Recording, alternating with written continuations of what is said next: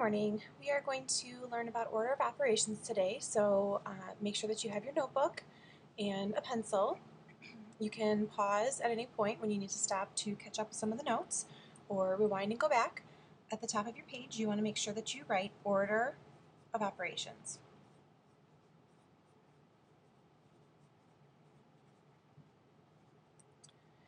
And order of operations basically just means the order in which we will solve a problem that has multiple steps to it, or that has multiple types of math that we're going to do. So if it's got multiplication, division, exponents, adding and subtracting.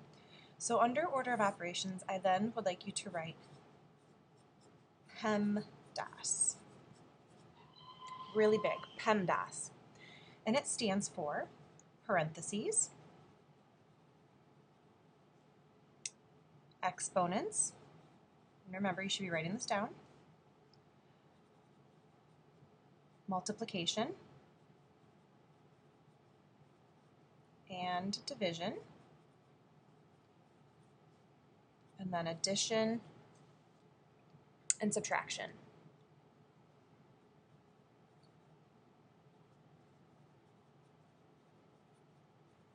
And the reason I've kind of grouped the multiplication and division and the addition and subtraction is because these will go from left to right, and we'll kind of go over that.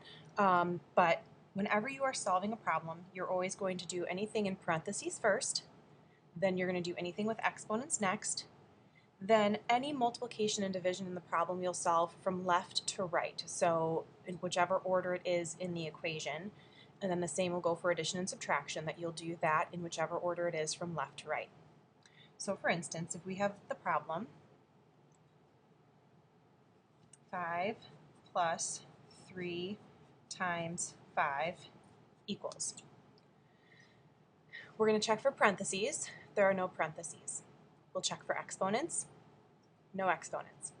Now we check for multiplication and division, and we do have multiplication right here, which means we're going to solve that first. So I'm going to go ahead and rewrite the 5 plus, but then I'm going to do this math right here, 3 times 5, which is 15. So what I'm really going to end up doing is 5 plus 15, which equals 20. So that's my answer. Now, if I had, let's say, 5 plus 2 times 8 divided by 2. Again, no parentheses, no exponents. Now I've got both multiplication and division. Here, multiplication comes before the division, so I'm going to go ahead and rewrite 5 plus, and then 2 times 8 is 16, and then divided by 2. So I rewrite my problem so I can keep track of each of my steps. And now I'm going to check through again, and I see that my division is next. So now I'm going to do 5 plus, and then I do 16 divided by 2 is 8, and then solve for my final answer. All right, so let's try another one.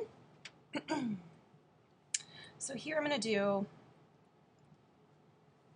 9 squared minus 10 plus 20 divided by 4 times 3. So a whole lot going on here, but go ahead and take a minute to write that down.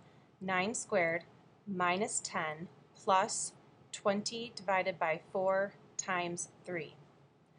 So we're going to go back to that PEMDAS, and we're going to see, do I have any parentheses? No parentheses. Do I have any exponents? I do. So I'm going to go ahead and solve that part first. So 9 squared is 81. Then I have minus 10 plus 20 divided by 4 times 3. My next step is to check for multiplication and division. And so again, this is where I said multiplication and division just goes from left to right. So I have both multiplication and division. My division comes first when I'm going from left to right. So that's what I'm going to do next. And 20 divided by 4 is 5. So my problem is now 81 minus 10 plus 5 times 3. I go through again, I find multiplication here. So now I have 81 minus 10 plus 5 times 3 is 15. Now when I do addition and subtraction, again, I'm going to just go from left to right with any addition or subtraction. So 81 minus 10, 71. Rewrite this over here. And then I'm doing 71 plus 15, so I get a final answer of 86. So you're just going to go step by step, anything in parentheses, then any kind of exponents, then any multiplication and division from left to right, then any addition and subtraction from left to right.